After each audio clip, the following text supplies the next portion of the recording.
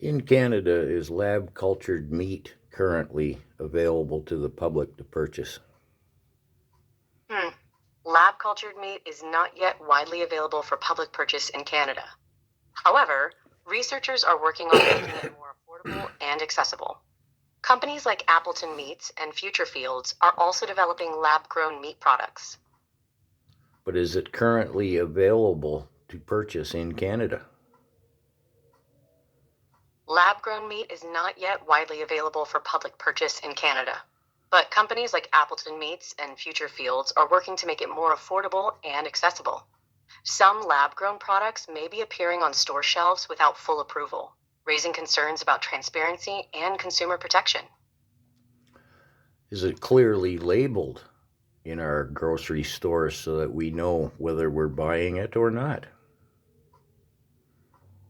Lab grown meat products in Canada may not be clearly labeled, allowing them to slip into stores without consumers' knowledge. Current regulations require labeling of meat products, but no specific guidelines exist for lab grown meat. So, what companies may we assume then are providing lab Compa- cultured meat to the Canadian public? Cultured meat is not yet widely available for public purchase in Canada. However, companies like Future Fields are working to make it more affordable and accessible. What about like Maple Leaf Foods, Cargill, etc.? Maple Leaf Foods and other companies are not selling lab grown meat in Canada. However, some companies like Mosa Meat and Olive Farms have partnered with Canadian companies to produce lab grown meat, but it's not yet available for public purchase. Hmm. How do they immortalize a cell to produce cultured meat? That's a really great question. To immortalize a cell for cultured meat, scientists use various techniques, including inducing pluripotent stem cells, cellular reprogramming, and immortalizing cell lines through genetic modification. This allows the cells to divide indefinitely, enabling mass production of cultured meat. What's the difference between an immortalized cell and a tumorous cell? Immortalized cells can divide indefinitely, but still respond to normal cellular signals. Tumorous cells, however, are uncontrolled, invasive, and disrupt normal tissue function.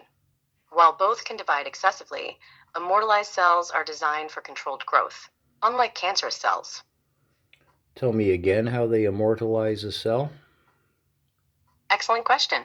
To immortalize a cell, scientists induce pluripotent stem cells, reprogram cells, or genetically modify them. This allows cells to divide indefinitely, making them ideal for cultured meat production. Techniques include using viral vectors or CRISPR gene editing. Tell me about both viral vectors and gene editing, particularly that acronym CRISPR. Viral vectors deliver genetic material to cells, altering their DNA.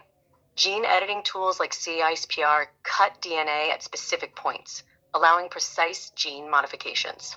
Both are used to immortalize cells for cultured meat production, promoting controlled growth.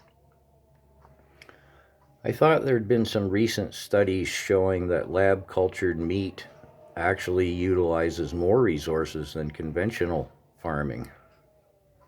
Great question. Recent studies have shown that lab grown meat may utilize more resources than conventional farming due to its high energy consumption and greenhouse gas emissions. However, proponents argue that lab grown meat reduces land and water use and decreases antibiotic resistance. Who did the studies showing that it's not as efficient as they present it? Hmm, Let me see. Researchers at the University of California, Davis, found that lab grown meat production requires significantly more energy than traditional beef production, which could lead to higher greenhouse gas emissions. Additionally, a 2020 study suggested that cultured meat production could generate problematic levels of CO2 emissions.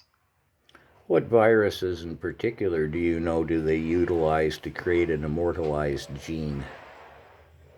Great question.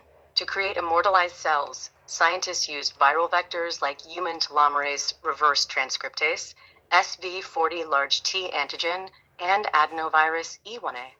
These viruses are used to deliver genetic material that promotes cell division and immortality. Are these viruses themselves dangerous to human beings? Good question. The viruses used in immortalization, like SV40 and adenovirus, can be harmful to humans. SV40 is linked to cancer, and adenovirus can cause respiratory issues. However, when used as vectors, they're engineered to be safe and non-replicative. Oh, I'm sure that's quite comforting. All right, we'll leave it here. I understand your concern. While the viruses used in immortalization can be hazardous, they're engineered to be safe when used as vectors. However, it's crucial to acknowledge the risks and ensure proper regulation and oversight. That's comforting. Thank you.